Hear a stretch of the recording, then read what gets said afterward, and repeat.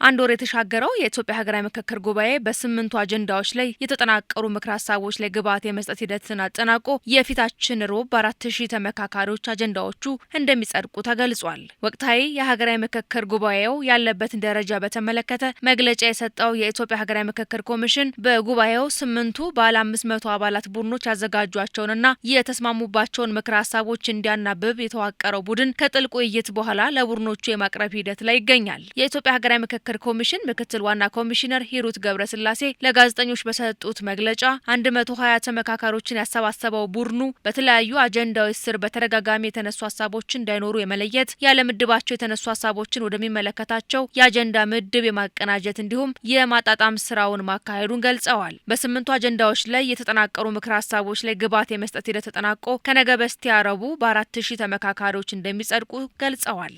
8ቱ ቡድኖች ራሳቸው ያዘጋጇቸውን ምክር ሀሳቦች ላይ ብቻ ሳይሆን በአጠቃላይ 8ቱ ቡድኖች ላይ የተቀሩት 7 ቡድኖች ላይ የተሰሩትንም ስራዎች ይተዋወቃሉ፣ ይረዳሉ።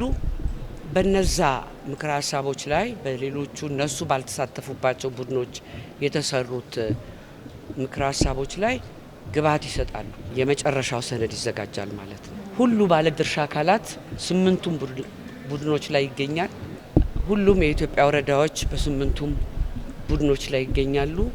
ተመሳሳይ ናቸው። ስራ ተከፋፍለው ሲሰሩ ቆይተው አብረው አጠናክረው በተሰራው ስራ ላይ ግብዓት ለመስጠት ነው ዛሬ ከሰዓት በኋላ የሚሰበሰቡት። ከዛ በኋላ የሚሰበሰበው ግብዓት ላይ ነገ ሲሰራ ቆይቶ ሮብ ለታ 4000 ያጸድቁታል ማለት ነው። በምክክር ጉባኤው ሙሉ በሙሉ ስምምነት ላይ ባይደርስም በአብዛኛው ጉዳይ ላይ የሚያስማሙ ሀሳቦች መነሳታቸውን ኮሚሽኑ ገልጿል። የተጠናቀሩት ምክር ሀሳቦችም ሀገራዊ መግባባት ላይ ያተኮሩ መሆናቸው ተመላክቷል። የተጠናከሩት ምክር ሀሳቦች ጉባኤው የተስማማባቸው ጉዳዮች ናቸው።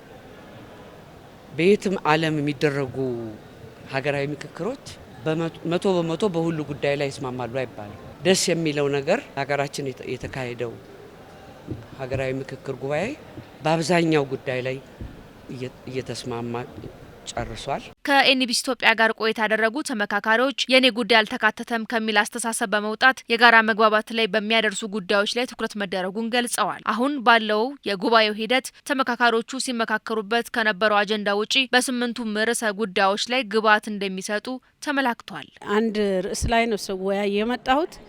ቀጣይ ደግሞ አሁን 8 አጀንዳዎች ላይ የተደረጉ ውይይቶች ናቸው ሪፖርት የሚቀርቡትና እዛም ላይ ያሉ ጉዳዮች በደንብ ለሀገር ሊጠቅም የሚችሉ ጉዳዮች ላይ ፎከስ አድርጎ መሄድ አለበት ብዬ ነው እኔ የማስበው። መነሻችን ከ10 ነው።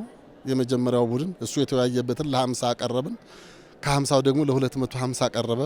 250 እና 250 እንደገና ደግሞ ተጨምቆ ያንን በጋራ አዩ። የሚያለያይና የሚያዋህደውን የሚያስማማውን ደግሞ እነሱ የተመረጡት ኮሚቴዎች አሉ። በቅድሚያ 30ዎቹ ከ30ዎቹ ደግሞ 15 እነዚህ በሂደት እያዩት ነው። ከዚህ ከአይምሮ ጭማቂ የወጣውን ባገላለጽም ከሽ ነው አስተካክለው ለጉባኤው ሊያቀርቡ በዚህ ላይ ነው ያደረው ማለት ነው። እስካሁን ድረስ 120ዎቹ ታች የነበሩት ናቸው። ከኛ ጋር አብረው ነበሩ። ከ10 ጀምሮ ከ50 ጀምሮ ከዛ 250 ከዛ 500። ስለዚህ ሌላ ወገን አይደለም፣ ከኛ ግሩፕ ናቸው። እኛ ያመንንባቸው ናቸው። ተመካካሪዎቹ ከጉባኤው የሚወጡ ምክር ሀሳቦች ሙሉ በሙሉ ተግባራዊ ባይሆኑም ዋና ዋና ጉዳዮች ተፈጻሚ እንደሚሆኑ እምነት እንዳላቸው ገልጸዋል። አንዳንድ ትላልቅ ነገሮች መልስ ካገኙ ሌሎቹ በዛ ምክንያት ራሱ በራሳቸው ጊዜ መልስ ያገኛሉ ብዬ ነው የማስበው። የኔ ጥያቄ እንደ ጥያቄ ሆኖ ነገር ግን የኔን ጥያቄንም እንደ ሀገር ነው ማለት ያለብን። ምክንያቱም የሀገር ጥያቄ ኢትዮጵያ ሰላም ስትሆን፣ ሀገሪቱ ሰላም ስትሆን የሁሉም ጥያቄ ይመለሳል። እኔ ያነሳሁት አልተካተተም፣ ይሄ በዚህ መንገድ መሆን አለበት የሚሏቸው ጉዳዮች ያው ሲነሱ የነበሩበት አግባብ አለ። ይህንንም የተዘለሉ ጉዳዮችም ጭምር ሰብሰብ አድርጎ ወደ አንድ አምጥቶ ተነጋግረን መጨረሻ ላይ ለመቋጨት የሞከርንበት አግባብ ነው ያለው።